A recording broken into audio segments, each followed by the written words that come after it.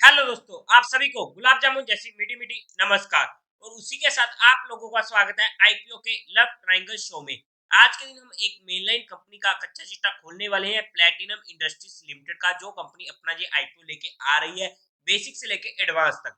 तो अभी से इस वीडियो को लाइक और चैनल को सब्सक्राइब कर दीजिएगा। अगर मैं स्टार्टिंग में इसमें अपने पर्सनल डिसीजन की बात करूं for education and learning perspective, तो ऑलमोस्ट सर्टन है कि मैं इस आईपीओ को इजीली अपने हर फैमिली मेंबर के अकाउंट से एचएनआई कैटेगरी में अप्लाई करने वाला हूं।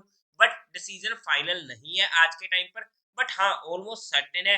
बट किस तरीके से डिमांड आती है, किस तरीके से मार्केट का मूड माहौल रहता है, उसके बेस पर जो भी फाइनल डिसीजन होगा मैं आप लोगों को टेलीग्राम चैनल पर अपडेट कर दूंगा। और मेरा ऐसा डिसीजन क्यों है वो आप लोगों को इस आईपीओ की रिव्यू वीडियो में पता लग जाएगा।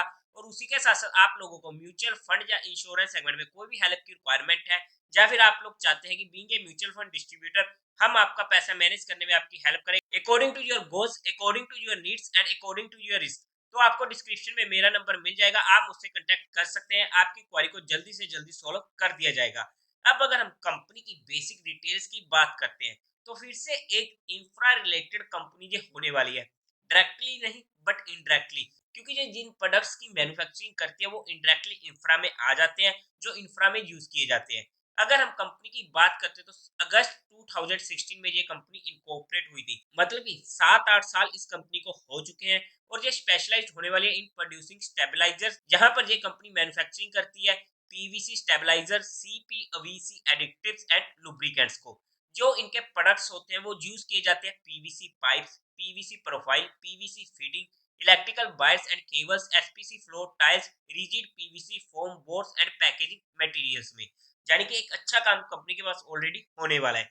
उसी के साथ साथ जो कंपनी की मैन्युफैक्चरिंग फैसिलिटी है वो होने वाली है महाराष्ट्र में। और इनके रेवेन्यू में जो इनको जनरेट हुए हैं विद ए सीजीआर ऑफ 42%, जो काफी अच्छा फिगर हो जाता है। अगर हम एज ऑफ जुलाई 2023 की बात करते हैं तो कंपनी के पास 12 डिस्ट्रीब्यूशन सेंटर्स होने वाले हैं अक्रॉस इंडिया। और एज ऑफ 31 मई 2023 कंपनी के पास 71 एम्प्लॉयज एंड 17 वर्कर्स होने वाले हैं। ओवरऑल में कंपनी का काम अच्छा है, वहां पर हमें कोई भी दिक्कत देखने को नहीं मिल रही है। अब अगर हम बात करते हैं कंपनी के टेंटेटिव टाइम टेबल की, तो ये आईपीओ ओपन होने वाला है 27 ऑफ फेब को, क्लोज होगा 29 ऑफ फेब को। अलॉटमेंट होगी 1 ऑफ मार्च से, रिफंड मिलने शुरू हो जाएंगे 4 ऑफ मार्च को, आपके अकाउंट में क्रेडिट हो जाएंगे share if allotted 4 of March को ही। टेंटेटिव लिस्टिंग डेट होने वाली है 5 ऑफ मार्च की। फेस वैल्यू रहेगी 10 रुपीज पर शेयर की। प्राइस बैंड रहेगा 171 रुपीज का। हम सिर्फ 171 को ही डिस्कस करेंगे, क्योंकि ये आईपीओ इजीली ओवर सब्सक्राइब होने वाला है और अच्छा खासा ओवर सब्सक्राइब होने वाला है। तो सिर्फ हमें 171 को ही अप्लाई करना है। अगर हम रिटेल में अप्लाई करें तो कट ऑफ पर टिक कर दीजिएगा, बट अगर हम एचएनई में अप्लाई करें तो वहां पर हमें 171 को पंच आउट करना पड़ेगा। नोट साइज होगा 87 शेयर्स का। टोटल इश्यू साइज है 235 करोड़ का। फिर से एक छोटे से साइज का ये इश्यू होने वाला है, बट पूरा का पूरा होने वाला है फ्रेश इश्यू, जो फिर से हमारे लिए पॉजिटिव पॉइंट आ जाता है। बीएससी एनएससी दोनों पर यह आईपीओ लिस्ट होने वाला है। अभी तक हमें कंपनी में कोई भी दिक्कत देखने को नहीं मिली है। अब अगर हम आगे बात करते हैं कंपनी के कोटा की, तो वहां पर क्वालिफाइड को मिलने वाला है 50% का कोटा, रिटेल में 35% का और एचएनए में 15% का। लोट साइज में बात करते हैं तो रिटेल कैटेगरी में एक लोट 87 शेयर्स का होने वाला है, जिसकी अमाउंट पड़ेगी 14,877 रुपीज की। स्मॉल एचएनए में 14 लोट्स के लिए अप्लाई करना पड़ेगा, जिसकी अमाउंट पड़ेगी 2,08,278 रुपीज की।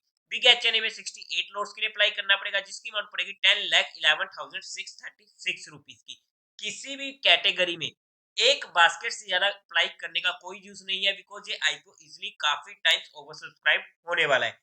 अब अगर हम बात करते हैं इस आईपीओ के प्रमोटर्स की, तो वहां पर कृष्णा दुष्यंत राणा एंड पारुल कृष्ण राणा कंपनी के प्रमोटर होने वाले हैं। प्री इश्यू होल्डिंग थी 94.74% की। अब अगर हम कंपनी के मेन मुद्दे की बात करते हैं, यानी कि कंपनी के फाइनेंशियल्स की, तो वहां पर हमें काफी इंटरेस्टिंग फिगर्स देखने को मिल रहे हैं। टोटल असेट की अगर हम बात करते हैं तो 2021 में था 32 करोड़ का, जो 2024 के पहले 6 मंथ में इंक्रीज होते होते पहुंच चुका है 137 करोड़ का। काफी अच्छी ग्रोइंग रेट होने वाली है। और उसी के साथ अगर हम रेवेन्यू की बात करते हैं तो 2021 में था 89 करोड़ का, नेक्स्ट ईयर 189 करोड़ का, 2023 में 232 करोड़ का, बट पहले 6 मंथ ऑफ फाइनेंशियल 2024 में 123 करोड़ का। जिस तरीके की हमें रेवेन्यू में 2021 से 2022 में ग्रोथ रेट देखने को मिली है, उस स्पीड से बेशक नहीं बढ़े हैं, बट हाँ एक अच्छी ग्रोइंग रेट होने वाली है। अगर हम प्रॉफिट आफ्टर टैक्स की बात करते हैं तो 2021 में था 4.82 करोड़ का प्रॉफिट, 2022 में 17.75 का, 2023 में 37.58 का और पहले 6 मंथ ऑफ फाइनेंशियल 2024 में 22 करोड़ का। प्रॉफिट आफ्टर टैक्स में तो हमें जबरदस्त ग्रोथ रेट लगातार देखने को मिल रही है, जो इस कंपनी का सबसे मेजर पॉजिटिव पॉइंट होने वाला है। नेटवर्थ की बात करते तो 85 करोड़ की, रिजर्व एंड सरप्लस में 44 करोड़ का, टोटल बोरोइंग सिर्फ और सिर्फ 11 करोड़ की कंपनी के पास होने वाली है। ओवरऑल में अगर मैं फाइनेंशियली बात करूं कंपनी की, तो वहां पर भी मुझे कोई भी दिक्कत देखने को नहीं मिली है। हल्की फुल्की छोटी मोटी दिक्कतें हैं, बट इतनी मेजर कोई भी दिक्कत नहीं है, और जहां पर हमें कंपनी के फाइनेंशियल काफी जबरदस्त देखने को मिल रहे हैं। अब अगर हम बात करते हैं कंपनी किस बेस पर क्यों लेकर आ रही है ये अपना आईपीओ, आखिरकार उनका ऑब्जेक्टिव क्या है, तो इनके ऑब्जेक्टिव काफी ज्यादा इंटरेस्टिंग है। सबसे पहले तो इनको अपनी इन्वेस्टमेंट करनी है अपनी सब्सिडरी में, जो होने वाली है पीएसईएल, जहां पर ये कैपिटल एक्सपेंडिचर करेगी ताकि एक नई मैन्युफैक्चरिंग फैसिलिटी को जो स्टेबलाइज कर सके। और उसी के साथ साथ इनको फंडिंग करनी है कैपिटल एक्सपेंडिचर रिक्वायरमेंट के लिए, फिर से setting up of manufacturing facility for PVC stabilisers at Maharashtra. Third, funding working capital की रिक्वायरमेंट है। And fourth, general corporate purpose. जो इनके पहले दो ऑब्जेक्टिव है वो मुझे काफी ज्यादा पसंद आए हैं, और जो ऐसे ऑब्जेक्टिव्स होते हैं ना, वहां पर अगर हम लॉन्ग टर्म के लिए सोचते हैं तो वो हमारे लिए अच्छा पॉइंट होता है। बट पर्सनली मैं किसी भी आईपीओ में लॉन्ग टर्म के लिए नहीं जाता हूँ। मेरा सिर्फ और सिर्फ मोटो होता है लिस्टिंग गेन को लेना, क्योंकि जब भी पैसा कंपनी अपने ऊपर लगा रही होती है अपने आप को ग्रो करने के लिए, तो वहां पर लॉन्ग टर्म पर्सपेक्टिव हमें एक होप हो जाती है कि जहां पर कंपनी अच्छा खासा ग्रो कर सकती है। बाय द वे, अगर हम फंडामेंटली बात करते हैं तो आईपीओ की मार्केट कैपिटलाइजेशन होने वाली 939 करोड़ की, रिटर्न ऑन इक्विटी 90% की, काफी जबरदस्त। रिटर्न ऑन कैपिटल एम्प्लॉयमेंट 56% की, काफी जबरदस्त। डेट टू इक्विटी रेशियो 0.28 की, कोई दिक्कत नहीं है। रिटर्न ऑन नेटवर्थ 61% की, काफी जबरदस्त। प्राइस टू बुक वैल्यू 11.13 की, काफी जबरदस्त। ईपीएस 9.13 की, प्री आईपीओ पोस्ट आईपीओ 8.31 की, ओके ओके है।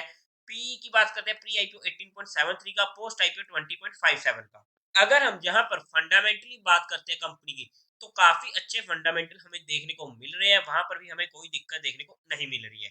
अब अगर हम पीयर टू पीयर कंपिटिटर्स में जाकर देखते हैं, तो वहां पर सबसे पहले सुप्रीम पेट्रोकेम 24 का पी, एप्को टैक्स इंडस्ट्रीज 22 का पी, अपने पीयर कंपिटिटर से ये आईपीओ सस्ता आ रहा है। बट अगर हम बात करते हैं इसके जीएमपी की, आज के टाइम पे जो इसका जीएमपी हमें देखने को मिल रहा है 52% का, जो हमें काफी अच्छा देखने को मिल रहा है। और जहां पर उम्मीद रहेगी कि आने वाले टाइम में इसमें भी हमें 100% तक का जीएमपी देखने को मिल जाए। लिस्टिंग कहां पर होगी वो तो टाइम बताएगा। बट अगर हम बात करते हैं इसकी वैल्यूएशन की, अब बेशक अपने पीयर कंपटीटर से जी हमें आईपीओ सस्ता देखने को मिल रहा है, बट अगर हम 2024 फाइनेंशियल ईयर डाटा के अकॉर्डिंग देखते हैं, तो वहां पर ये आईपीओ फुली प्राइस्ड होने वाला है। मतलब कि ना तो ये आईपीओ सस्ता आ रहा है, ना ही महंगा आ रहा है।